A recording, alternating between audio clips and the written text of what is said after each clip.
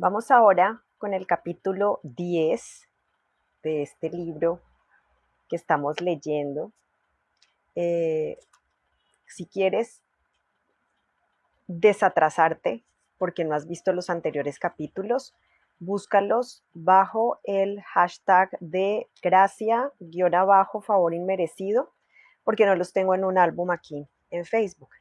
Entonces, búscalos así.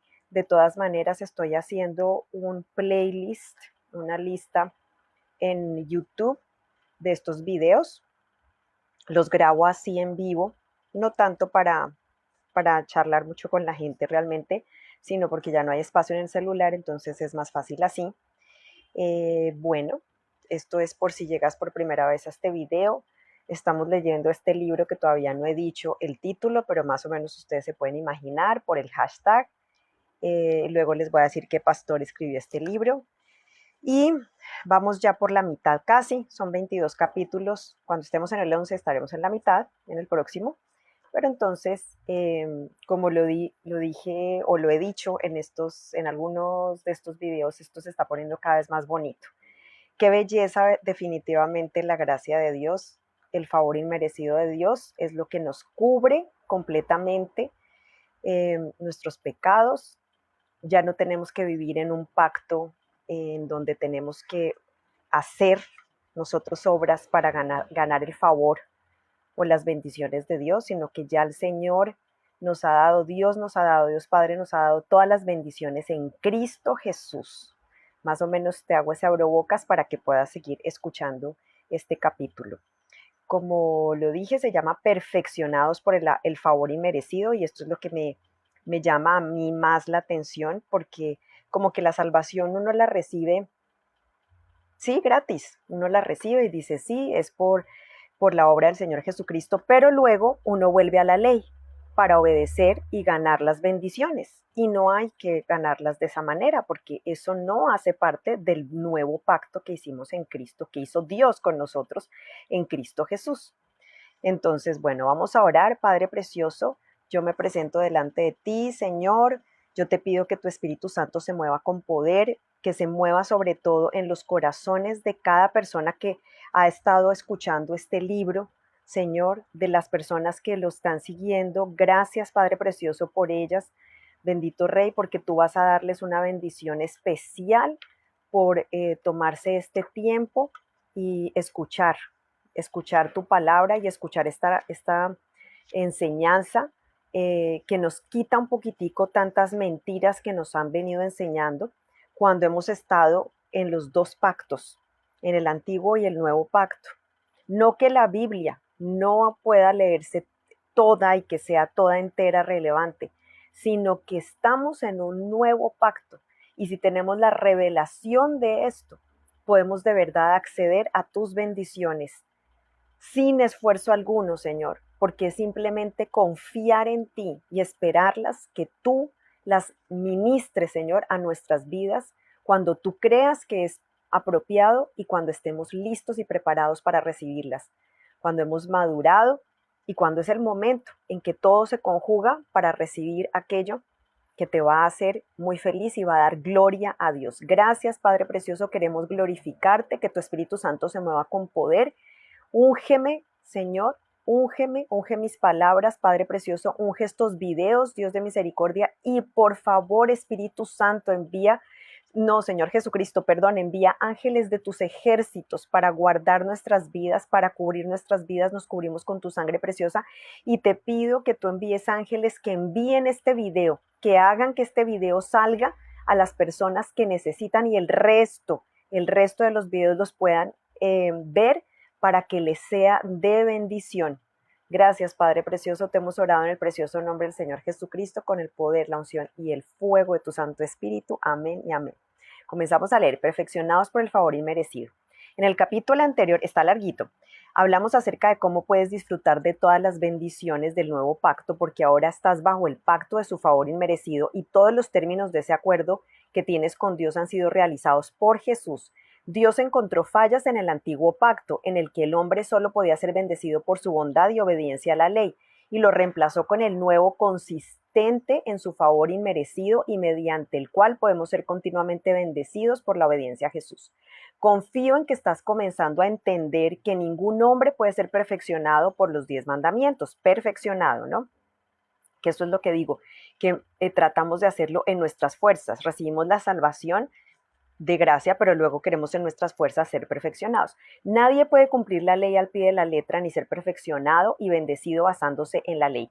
Hoy nuestra dependencia de las bendiciones de Dios debe radicar en Cristo y solo en Él. Solamente Cristo puede lograr la totalidad de los requerimientos exactos de la ley por nosotros. Si revisas el Antiguo Testamento encontrarás que ni una sola persona bajo ese pacto fue bendecida, justificada o santificada por la ley. Ninguno logró alcanzar el estándar perfecto de la ley. Incluso el rey Salomón, que reinó en la era dorada del antiguo Israel, falló a pesar de toda su sabiduría y entendimiento. Bajo el antiguo pacto, Dios sabía que era imposible que los hijos de Israel tuvieran bendición debido a su perfecta adhesión a la ley, de manera que les proveyó un camino. A pesar de sus pecados, no fueron aniquilados por la maldición de la ley, ya que le brindaron ofrendas a Dios todas las mañanas y todas las tardes. Ese era como el tipo de lo que iba a ser Jesús después. Esto está en Éxodo 29, del 38 al 39. A pesar de sus pecados, no fueron aniquilados por la maldición de la ley, ya que le brindaron, estoy repitiendo, ofrendas a Dios todas las mañanas y todas las tardes. En el capítulo anterior aprendimos que las sombras que apuntaban a Jesús estaban escondidas en el Antiguo Testamento. Estoy por revelarte otra sombra. Jesús, nuestra ofrenda perfecta, colgó de la cruz desde las 9 de la mañana hasta las 3 de la tarde. Esto sale en Marcos 15:25 y en Lucas 23 del 44 al 46. Tú ya tienes las citas en la descripción del video. Cumpliendo así las ofrendas matutinas y las vespertinas. Él cumplió todas las ofrendas que Dios había mandado, digámoslo así, mandado hacer, digámoslo así, porque estaba anunciando lo que venía a ser Jesucristo.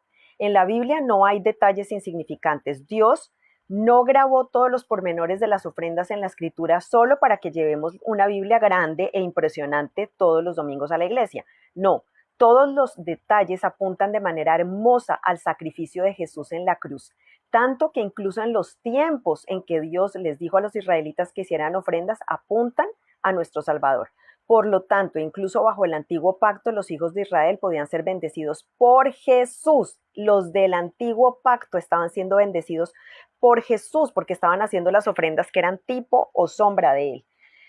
Toda ofrenda que Dios les indicó que hicieran apuntaba a la obra redentora de Cristo en la cruz. Qué belleza entender, ¿no? Gracias, Señor. Danos don de entendimiento, danos don de sabiduría, don de comprensión, Señor. Haznos inteligentes espiritualmente, Señor. Quítanos el velo y haznos entender, Señor.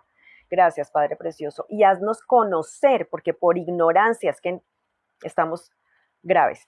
Piensa en esto por un momento. Si les era posible a los israelitas atenerse a la perfección, a la ley de Dios, ¿por qué habría habido la necesidad de sacrificar animales y ofrecerlos bajo el pacto de la ley?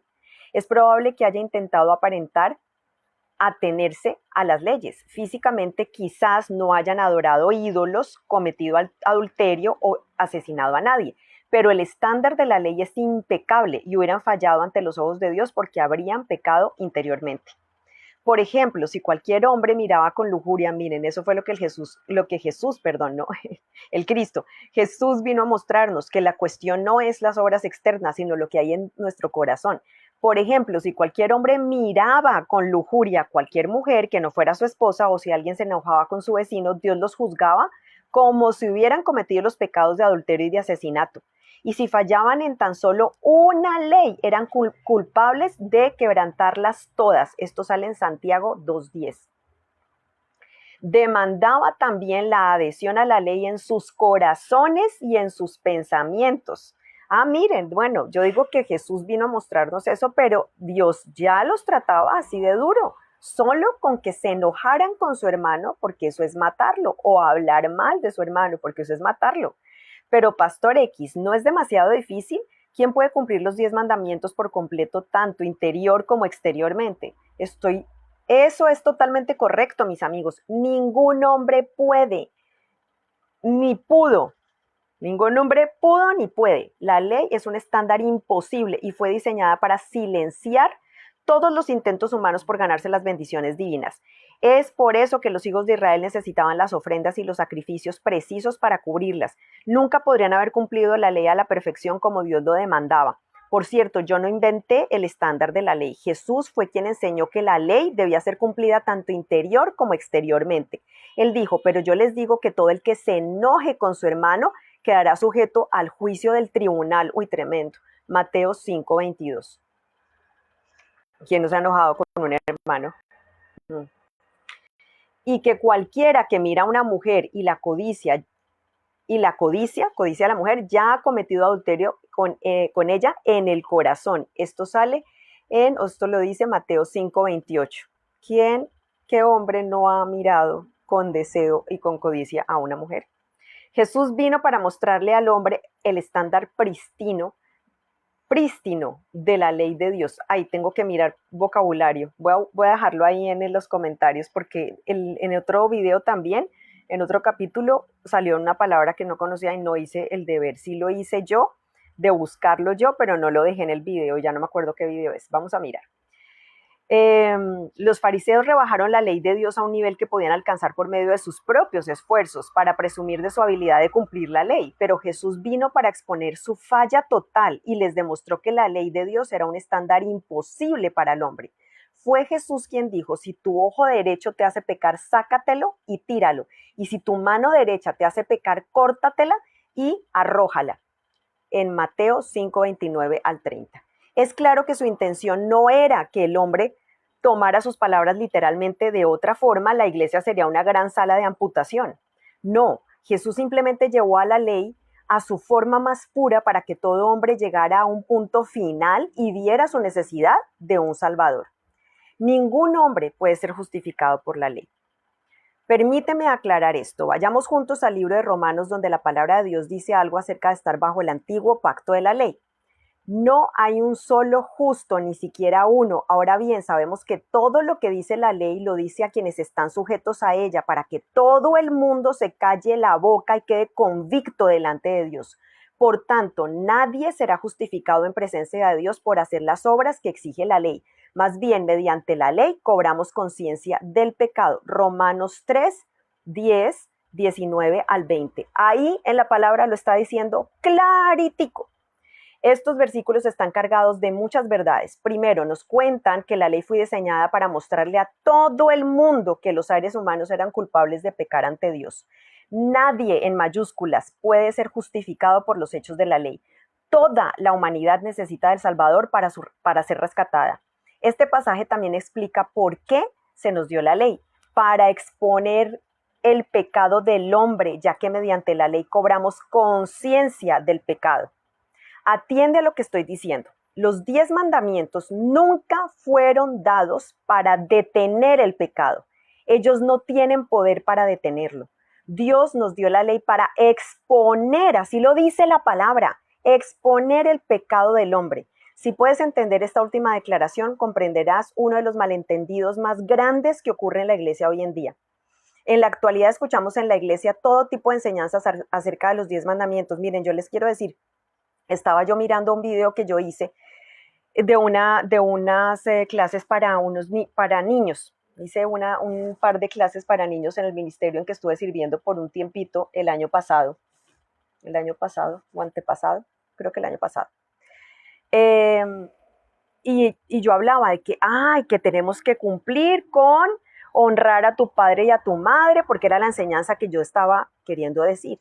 Yo, como lo estaba enseñando, no es que esté mal enseñar eso, no es que esté mal enseñarles a los niños esos mandamientos, pero yo no estaba cayendo en la cuenta de verdad que uno no puede cumplirlos. Los 10 mandamientos a cabalidad, no. Y ya leímos que si uno decía la ley de Dios, y sale en la palabra, que si se infringía un solo mandamiento, se estaba infringiendo toda la ley. Bueno, escuchamos todo tipo de enseñanzas acerca de los 10 mandamientos. Hay personas que piensan que algunos creyentes están luchando con el pecado porque no hay suficientes enseñanzas acerca de los tales. Esas personas están bajo la impresión de que si uno predica fuerte y con potencia acerca de la ley y de todas las prohibiciones, los creyentes estarán libres de pecado. En los 1500 años que los hijos de Israel estuvieron bajo el antiguo pacto, hizo la ley que se detuviera el pecado? ¿Hay alguna base fuerte que indique que la enseñanza de los 10 mandamientos traerá la santidad y detendrá el pecado? En absoluto. La ley promueve el pecado. Vuelvo y lo digo. Dice la palabra que nos libró de la maldición de la ley, no del pecado, sino de la maldición de la ley. Esto es impresionante.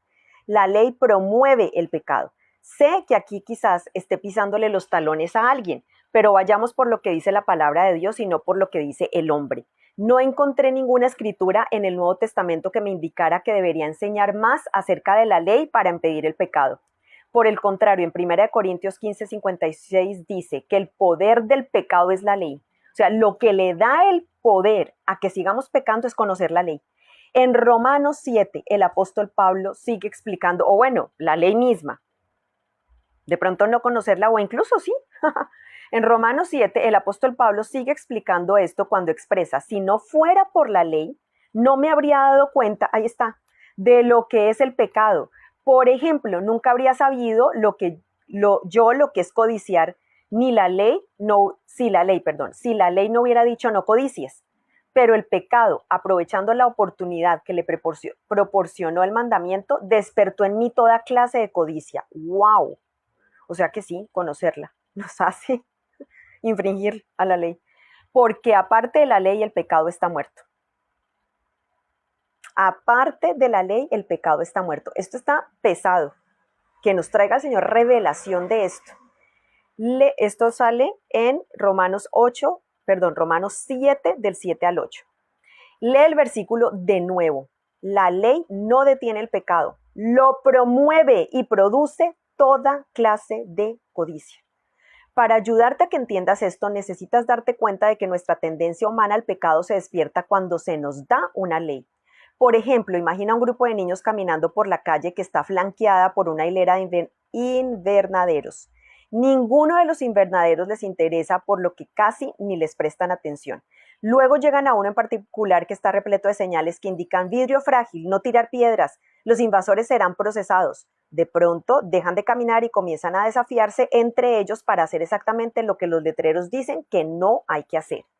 Lo siguiente que escuchas es el sonido del vidrio rompiéndose y los niños riéndose a carcajadas mientras salen corriendo. Nota que ese mismo grupo de niños ha pasado por el mismo tipo de invernaderos antes sin provocar ningún incidente, pero una vez que se introduce una ley, su predisposición humana al pecado despierta. Tenemos una predisposición humana al pecado. Eso es lo que hace la ley, aviva la carne y en las palabras de Pablo produce toda clase de codicia. Pablo continúa diciendo en Romanos 7 del 9 al 10, en otro tiempo yo tenía vida aparte de la ley, pero cuando vino el mandamiento cobró vida al pecado y yo morí. Se me hizo evidente que el mismo mandamiento que debía haberme dado vida me llevó a la muerte. Oigan, yo no sé si yo no había leído esto o si lo leí y no lo entendía, pero en este momento lo estoy entendiendo perfecto. Asombroso. Aquí Pablo dijo algunas cosas poderosas. C.S. Lewis, el que escribió las Crónicas de Narnia, escribió un libro brillante titulado Cartas del Diablo a su sobrino, donde cuenta la historia de un demonio superior enseñándole a uno más pequeño cómo explotar las debilidades y las fragilidades del hombre. En un estilo parecido, me imagino que Romanos 7:9 es quizás el versículo más estudiado y memorizado en el infierno. Este versículo se le enseñaría a todos los demonios pequeños y la lectura se titularía ¿Cómo hacer un avivamiento pecaminoso? Según Pablo, cuando introduces la ley, habrá un reavivamiento del pecado. Y eso no es todo. Además de reavivar el pecado, la ley también mata y trae muerte. Entonces, ¿no es asombroso que haya ministros muy famosos que prediquen con énfasis acerca de los 10 mandamientos, creyendo que al imponer la ley, el pecado será removido? Que se nos abran los ojos en el nombre de Cristo Jesús, que se nos corra el velo en el nombre de Cristo Jesús. Ya hemos visto que de acuerdo con Romanos 3:20, mediante la ley cobramos conciencia del pecado. En otras palabras, sin la ley no se cobraría conciencia del pecado. Por ejemplo, puedes conducir a la velocidad que quieras en una carretera que no tiene un límite de velocidad y nadie puede acusarte de ir demasiado rápido. Pero una vez que las autoridades ponen un límite de velocidad en la misma carretera, ahora sabes que si manejas a más de 100 kilómetros por hora, de 100 kilómetros, sí, por hora, por esa carretera, estarías infringiendo la ley. De la misma manera, Pablo expresó, por ejemplo, nunca habría sabido yo lo que es codiciar si la ley no hubiera dicho no codicies. Por eso es que el enemigo siempre vierte acusaciones sobre ti utilizando la voz de un legalista. Emplea la ley y los mandamientos para hacerte notar tus fallas, para poner bajo la luz cómo tu comportamiento te ha descalificado de tu comunión con Dios y para apuntar constantemente lo poco que te mereces, su aceptación, su amor y sus bendiciones. El enemigo usa la ley para colmarte de condenas y darte un sentimiento de culpa y distanciamiento de Dios. Sabe que cuanto más condena y culpa sientas, más probabilidades hay de que te distancies de Dios y de que continúes en ese pecado. Eso ha sido lo que me ha salvado a mí. Que un día, aunque yo no entendía todo esto a cabalidad, un día cuando empecé a percibir el amor y la gracia de Dios sobre mí, empecé a darme cuenta que si me alejaba, o sea, mi razonamiento fue el siguiente: si yo estoy enferma, entonces no voy al doctor, solamente voy al doctor cuando me mejore. No, cuando estoy enferma es que tengo que ir al doctor. Entonces empecé en lugar de alejarme de Dios cuando cometía cosas malas, cuando hacía cosas malas, empecé a acercarme a Dios, a pedirle perdón inmediatamente, a pedirle que me limpiara, porque creo que tal vez leí y entendí lo que dice Juan, que debemos confesar nuestros pecados en primera de Juan o segunda de Juan, que debemos que confesar nuestros pecados y pedirle al Señor que nos limpie. Y yo sencillamente empecé a entender, yo no puedo hacer esto por mí misma, yo sola no lo puedo hacer. Entonces te necesito, Señor, y si yo me alejo de ti, grave, no puedo seguir, baila, como digo yo y decimos acá en Colombia. La ley ha sido clavada a la cruz, pero la ley ha sido clavada a la cruz. ¡Wow! La ley ha sido clavada a la cruz. Por eso dice en Colosenses que Él crucificó, que el Señor puso, Dios puso todos los decretos que estaban en nuestra contra. Esos son los decretos que estaban en nuestra contra. Como infringimos los mandamientos de la ley de Dios. Esos son los decretos con los que nos acusa el enemigo. Esos eran los decretos que dicen Colosenses. Yo creo que lo va a decir. Sí, acá está. Presten atención. Pero amado, ¿puedo orar porque hoy conozcas la verdad? Que Jesús ya ha clavado a la ley en la cruz, como afirma el apóstol, y anular la deuda que teníamos pendiente porque era adversa, porque nos era adversa, clavándola, perdón, y anular la deuda que teníamos pendiente por los requisitos de la ley, perdón, y anular la deuda que teníamos pendiente por los requisitos de la ley. Él anuló esa deuda que nos era adversa, clavándola en la cruz. Desarmó a los poderes y a las potestades y por medio de Cristo los humilló en público. Quedaron humillados todos los demonios y el infierno porque ya no tienen cómo acusarnos estando en Cristo Jesús, al exhibirlos en su desfile triunfal. Colosenses 2, 14, 15. ¡Qué versículo tan maravilloso! Es la ley la que le da el poder al pecado. Y al clavar esa ley allá en la cruz, se le acabó el poder al pecado. Porque lo que nos cubre no son nuestro cumplir esa ley, sino Cristo, que la cumplió perfectamente. Y Él es el que nos cubre. Es lo que yo digo, yo estoy dentro de Cristo, estoy dentro de su corazón. Ya no me ve Dios a mí, sino que ve a Cristo. ¿Qué significa esto para los creyentes de hoy? Cuando todas las leyes del antiguo pacto fueron clavadas en la cruz de Jesús, el enemigo y todos sus subordinados quedaron desarmados, fueron desarmados.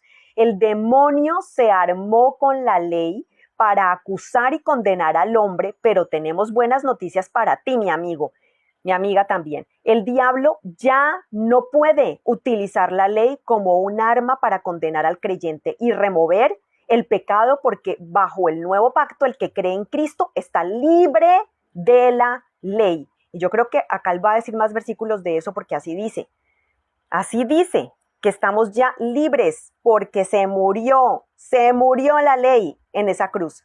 Nuestro Salvador ya ha anulado la deuda porque el que pagó fue Él. Él recibió el castigo de cada uno de los mandamientos que incumplimos nosotros. No es, díganme si eso no es poder para dejar de cometer pecados. Eso me ha sucedido a mí, me ha venido sucediendo. Esta es la purificación que el Espíritu Santo ha hecho en mí. Nuestro Salvador ya ha anulado la deuda que nos era adversa. Por desdicha, muchos de los creyentes del nuevo pacto no saben que ya no están bajo la ley. Están vencidos por su falta de conocimientos y el enemigo se aprovecha de su ignorancia para continuar ejerciendo el viejo pacto de la ley para condenarlos y reavivar el pecado en sus vidas. Pastor X, como Cristo tuvo que clavar la ley en la cruz, ¿significa que la ley es mala? No, 1000 veces no. En Romanos 7:12, Pablo responde esta pregunta al declarar que la ley es santa y que el mandamiento es santo, justo y bueno. Pero aunque la ley es santa, justa y buena, no tiene poder para hacerte santo, justo ni bueno. La ley es como un espejo. Lo único que puede hacer es decirte la verdad y destacar tus deficiencias. Si miras al espejo y la persona que se refleja es fea, sucia o imperfecta, ¿significa que es un error del espejo? Por supuesto que no. El espejo solo está haciendo su trabajo. La ley actúa de la misma manera. Te muestra la santidad, la justicia y la bondad perfecta de Dios, pero al mismo tiempo expone tus imperfecciones y tu inhabilidad para lograr los estándares de Dios. Y así como no puedes utilizar un espejo para limpiar la suciedad que expone tu rostro, tú no puedes allá hacerlo en el espejo, sino tiene que ser acá, tampoco puedes utilizar la ley para remover los pecados que ha expuesto y hacerte santo. Qué maravilloso. En el mismo capítulo, Pablo explica más detalladamente por qué la ley tuvo que ser clavada en la cruz. Sabemos en efecto que la ley es espiritual, pero yo soy meramente humano y estoy vendido como esclavo al pecado. No entiendo lo que me pasa, pues no hago lo que quiero, sino lo que aborrezco. Romanos 7:14 al 15, así es. Sabemos lo que hay que hacer y no lo podemos hacer. Y sabemos lo que no hay que hacer y eso es lo que hacemos. Así nos pasa a todo ser humano. Todos. No hay ni uno solo bueno. Ya lo leímos. No hay duda de que la ley de Dios es pura y espiritual, pero Pablo nos enseña claramente que la ley, gracias a Dios por Pablo, Señor, que la ley no evitó que quisiera pecar cuando su carne era revuelta por el mismo pecado. Nota su angustia cuando en el versículo 19 dice, de hecho no hago el bien que quiero, sino el mal que no quiero. Entonces, ¿cuál es la solución de Pablo? En su exasperación pronunció, soy un pobre miserable. ¿Quién me librará de este cuerpo mortal? Esto está en Romanos 7:24. Aquellos que se atengan por completo a la ley en lugar de rebajarla a un estándar al que con el que se pueden engañar a sí mismos, a pensar que pueden cumplir la ley, en verdad vivir lo que Pablo experimentó. La ley te llevará a tu fin y llegarás a un lugar en donde tiene una revelación clara como el cristal, que en ti y por ti no puedes salvarte. No puedes salvarte ni puedes vencer el pecado tú. Observa que el grito de Pablo es por una persona. Él preguntó, ¿quién me librará de este cuerpo mortal? Mira que él pregunta, no qué me librará de este cuerpo mortal, sino quién me librará de este cuerpo mortal. Su respuesta, gracias a Dios por medio de Jesucristo, nuestro Señor, Romanos 7:25.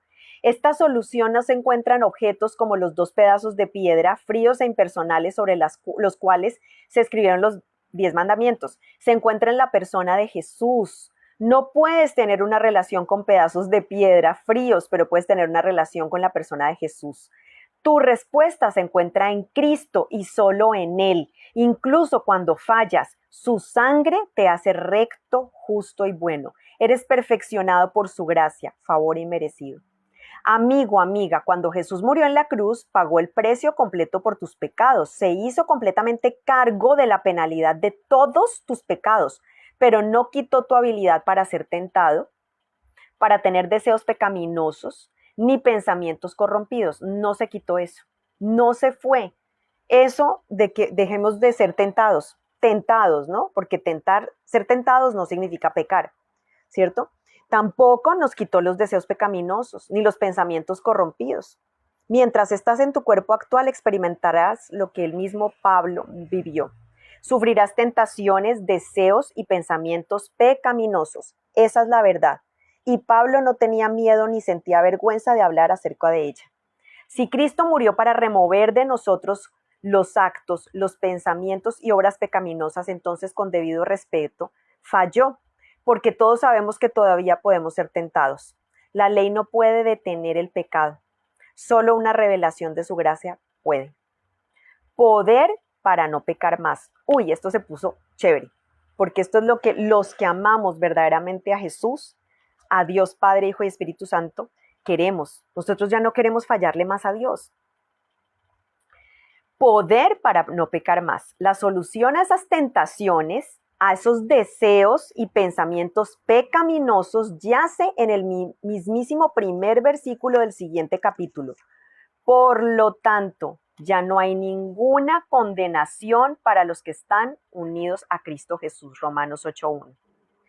Por cierto, algunas traducciones de la Biblia dicen que en este versículo que no caminan de acuerdo a la carne.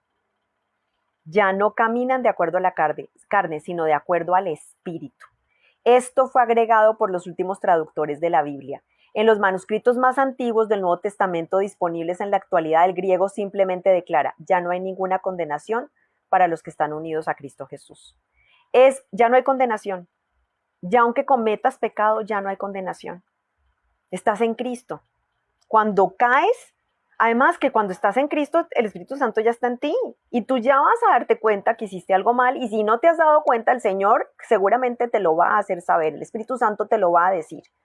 Tú lo vas a saber en algún momento, porque esa es mi experiencia, eso es lo que yo he vivido. No sé cómo han vivido los otros. Bueno, no estoy diciendo que esta sea la verdad porque yo la vivo, pero yo creo que es así. El Espíritu Santo te redarguye, Él está encargado de eso, de mostrártelo, y te lo muestra de una manera preciosa, sin acusaciones, sino que, hice esto mal. O en algún momento una persona te dirá, mira, me hiciste esto, no sé, en algún momento Dios te mostrará que no hiciste algo bien. Pero no es para condenación, no es para condenación. Es posible que de vez en cuando tengas tentaciones y pensamientos obscenos, pero justo en medio de esa tentación necesitas saber esto.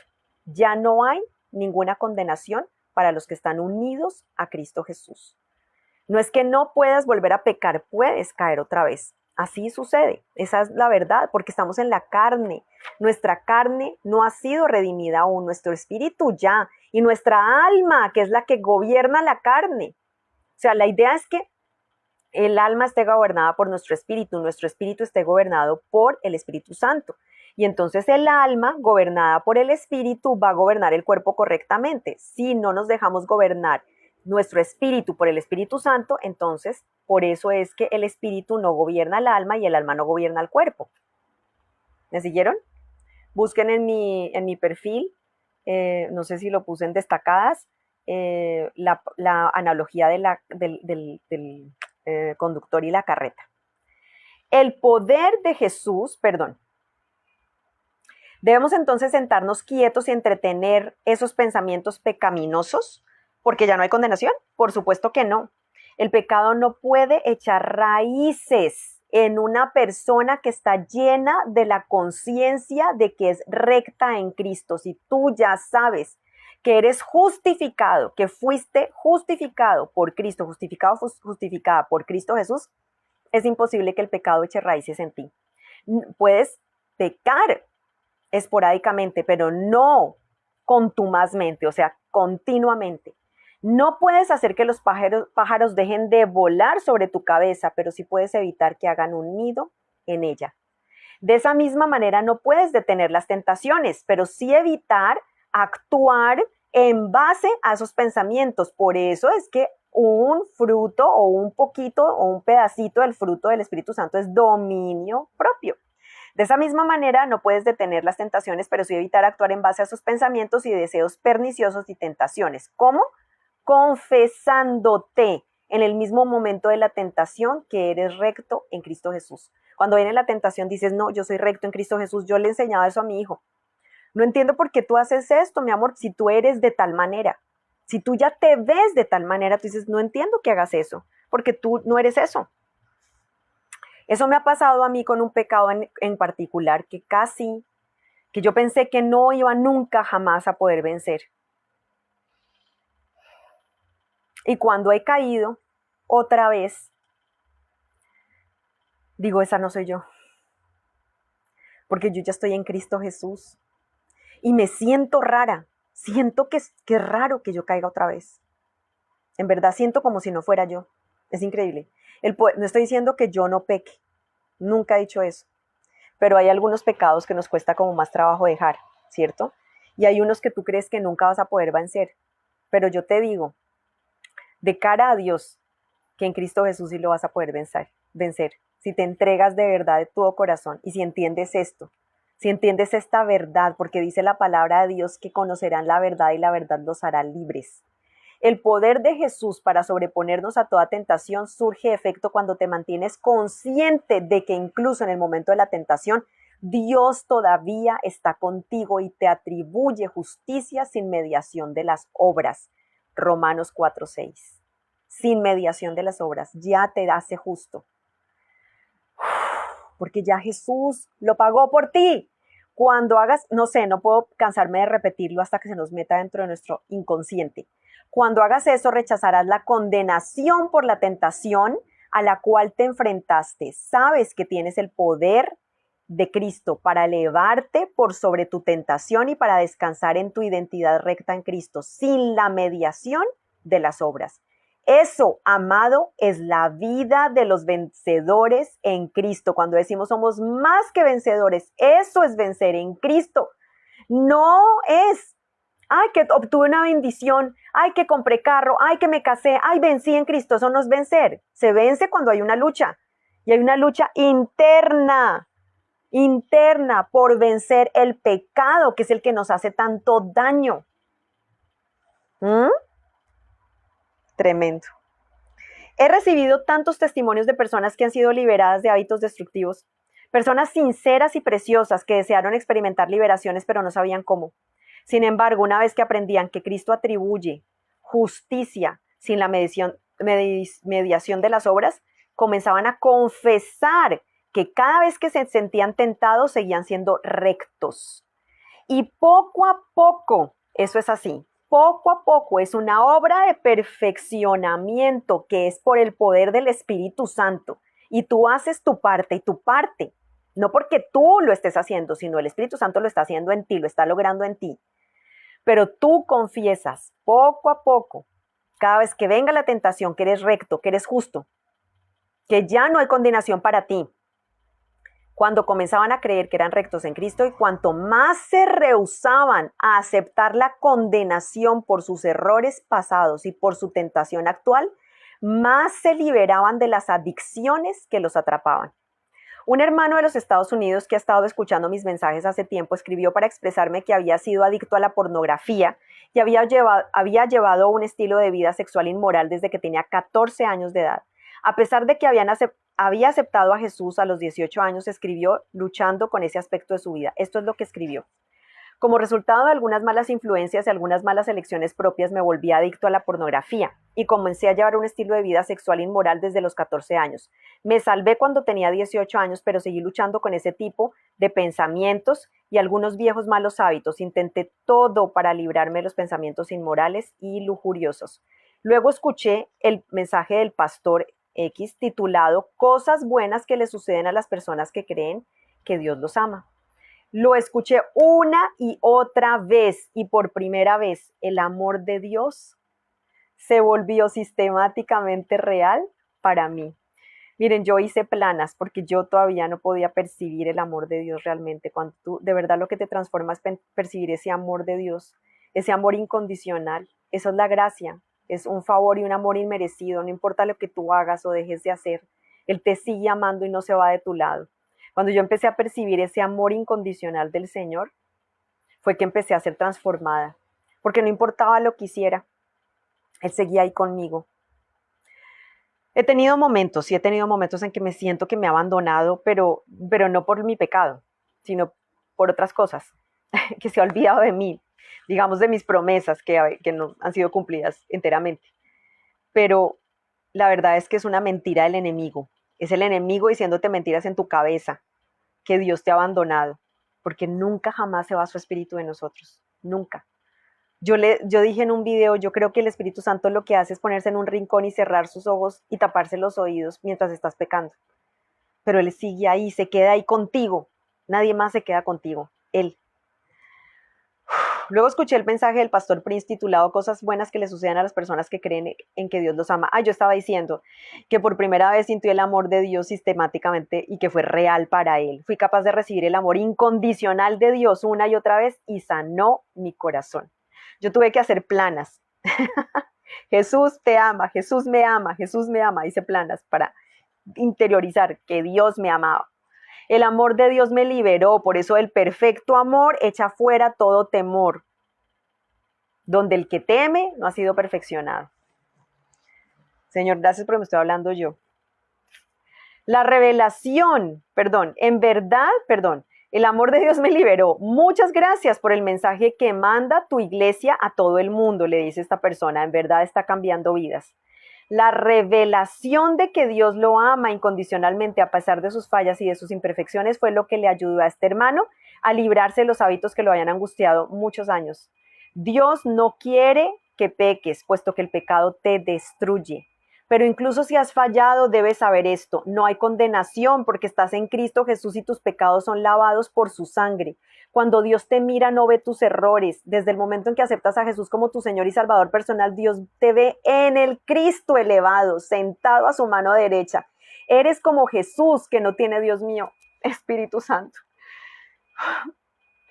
Eres como Jesús, que no tiene mancha ni culpa alguna. Dios envió a su Hijo a que muriera en la cruz por ti, mientras tú todavía eras un pecador.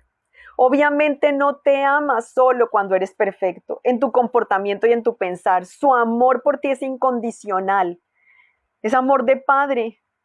Otra hermana querida, y además como ese padre del hijo pródigo, esperándote constantemente, esperando que vayas a él para pedirle ayuda. Otra hermana querida de mi iglesia escribió para decirme cómo el Señor transformó su vida. Solía frecuentar clubes nocturnos y bares de forma regular, decir vulgaridades, consumir drogas, alejarse de su casa, involucrarse en actividades ilegales como el robo y la venta de software pirata. Durante este tiempo muchas veces se sentía deprimida e incluso le pasaba por la mente el suicidio. Al final tocó fondo y sintió que todo en su vida había salido mal. A duras penas podía convencerse de seguir adelante. Fue durante ese periodo que su hermana la trajo a se llama la New Creation Church, Iglesia de la Nueva Creación, y el Evangelio de la Gracia la impactó. Este es su testimonio.